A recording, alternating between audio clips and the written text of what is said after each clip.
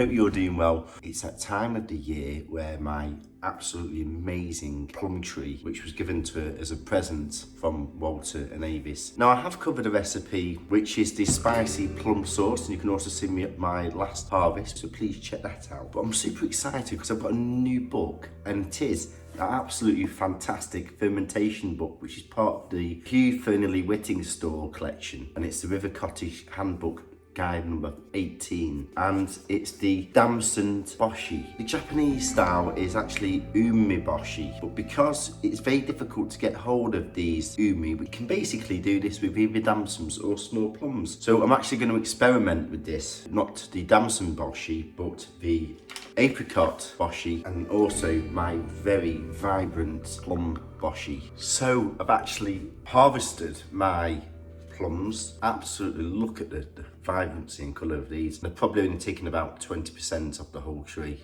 It's absolutely got abundance of fruit this year. So these are really ideal just because of the size. They're more of like an apricot size. The core key ingredients you need for this is your plums or damsons or apricots, some good quality sea salt. In this case I'm using the Helen Mon Anglesey sea salt, which is absolutely amazing. Been to visit their manufacturing site and shop, and also their cafe Tide.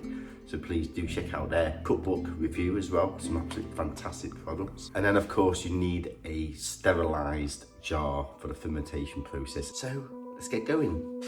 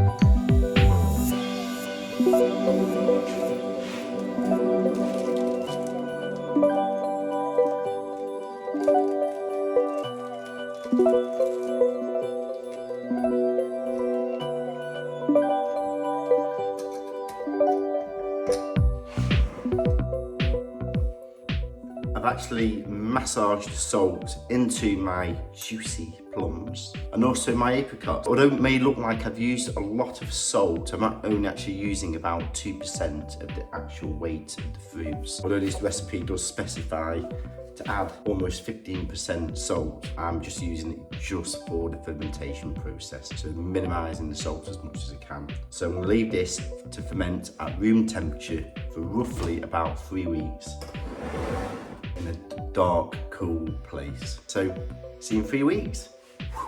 Right then, now it's 5 to 6 weeks later and the plums and the apricots and even the limes have absolutely fermented beautifully. And I've actually opened it up and tried them, and the umami hit is just amazing. So you can see here that the plums have been weighed down with the water in the bag, and it just takes all the air out as like a vacuum. And you can see here all the juices have just come up. It's just been soaking in its own juices, and the salt acts as a preservative, and the fermentation is just incredible. I've taken one of these out and tried them. It's absolutely amazing. And it's the same with the apricots as well. You can see here there's not as many apricots, but I've just done 7 or 8 of these at the bottom, and you can clearly see.